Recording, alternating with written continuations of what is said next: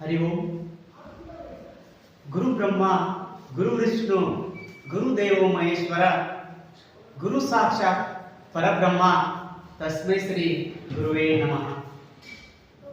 प्रथमದಲ್ಲಿ ಆರಾಧ್ಯ ದೈವ ಸದಾಕಾಲ ಪ್ರಾತಸ್ಮರಣೀಯ ಧಾರವಾಡದ ಮುರುಘಾ ಮಠದ ಗುರು ಪರಂಪರೆಗೆ ಭಕ್ತಿಪೂರ್ವಕ ನಮಸ್ಕಾರಗಳನ್ನು ಸಮರ್ಪಿಸಿ, ಪವಿತ್ರ ದಿನವಾದ ಸದಾಕಾಲ ನಮಗೆಲ್ಲರಿಗೂ ಅಕ್ಷರಗಳನ್ನು ಗಳಿಸಿ ನಮಗೆಲ್ಲರಿಗೂ ಕೂಡ ಏನಪ್ಪಾ ಅಂತಂದ್ರ ಒಂದು ಪವಿತ್ರ ದಿನವಾದ ಶಿಕ್ಷಕರ ದಿನಾಚರಣೆಯ ಆರ್ಥಿಕ ಶುಭಾಶಯಗಳು. ಅದೇ ರೀತಿ ನಮ್ಮ ಈ ಒಂದು ವಿಡಿಯೋವನ್ನ ವೀಕ್ಷಿಸುತ್ತಿರುವಂತ ಎಲ್ಲಾ ವೀಕ್ಷಕರಿಗೂ ಕೂಡ ಭಕ್ತಿಪೂರ್ವಕ ಶರಣಾರ್ಥಿಗಳು. ಯಾಕಂತಂದ್ರ ಇವತ್ತು ನಮ್ಗೆಲ್ಲರಿಗೂ ಗೊತ್ತೈತಿ ಶಿಕ್ಷಕರ ದಿನಾಚರಣೆ ಅಂತ.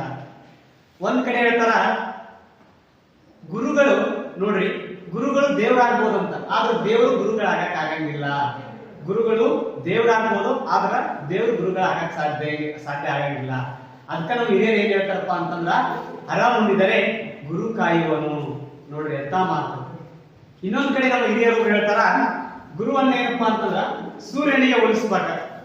ನೋಡ್ರಿ, ಗುರುವನ್ನ ಸೂರ್ಯನಿಗೆ ಹೋಲಿಸಿ ನೋಡಿದಂತ ಸಂದರ್ಭದೊಳಗೆ ಏನಾಗ್ತೈತಪ್ಪ ಅಂತಂದ್ರ, ಗುರು ಸೂರ್ಯನಿಗಿಂತಲೂ ಶ್ರೇಷ್ಠ ಆಗ್ತಾನ.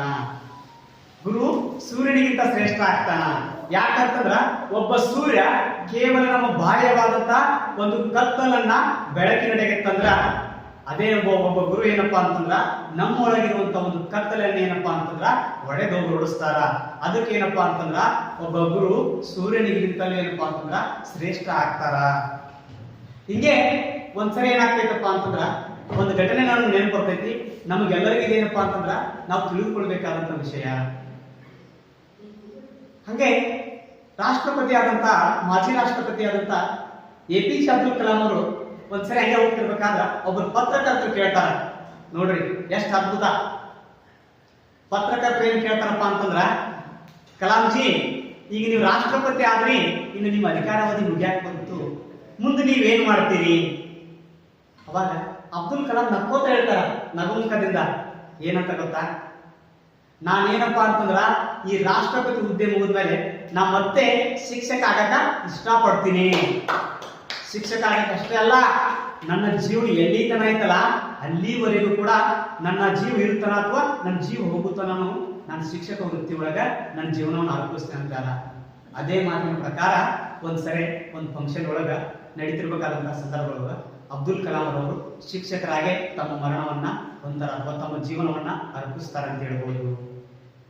ಅದಕ್ಕೆ ಇನ್ನೊಬ್ರು ಏನೇನ್ ಹೇಳ್ತಾರ, ಒಬ್ಬ ಡಾಕ್ಟರ್ ತಪ್ಪು ಮಾಡಿದ್ರ ಒಬ್ಬ ರೋಗಿ ಸಾಯ್ತಾನ. ಅದೇ ರೀತಿ ಒಬ್ಬ ಇಂಜಿನಿಯರ್ ತಪ್ಪು ಮಾಡಿದ್ರ ಒಂದು ಬಿಲ್ಡಿಂಗ್ ಬೀಳ್ತೈತಿ. ಆದ್ರ ಒಬ್ಬ ಶಿಕ್ಷಕ ನೋಡ್ರಿ, ಒಬ್ಬ ಶಿಕ್ಷಕ ತಪ್ಪು ಮಾಡಿದ್ರ ಇಡೀ ಸಮಾಜ ಏನಪ್ಪಾ ಅಂತಂದ್ರ ಹಾಳಾಗ್ತೈತಿ. ಅದಕ್ಕೆ ಏನಪ್ಪಾ ಅಂತಂದ್ರ ಸಮಾಜದೊಳಗೆ ಏನಂತಂದ್ರ ಶಿಕ್ಷಕನಿಗೆ ಬಹಳಷ್ಟು ಒಂದು ಮಹತ್ವವನ್ನು ಕೊಡ್ತೈತಿ ನಮ್ಮ ಸಮಾಜ ಅಂತ ಹೇಳ್ಬೋದು. ಅದಕ್ಕೆ ನೋಡ್ರಿ, ಹಿಂದೆ ನಮ್ಮ ಪುರಾಣಗಳ ಒಂದು ಗೀತೆ ಇದೆ. ಏನಂತ ಗೊತ್ತಾ,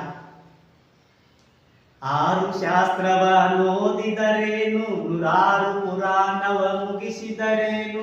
6 ಶಾಸ್ತ್ರವ ಓದಿದರೇನು, 100 ಪುರಾಣವ ಮುಗಿಸಿದರೇನು. ಸಾಧು ಸಜ್ಜನರ ಸಂಗವ ಮಾಡದೆ ಧೀರನೆಂದು ತಿರುಗಿದರೇನು.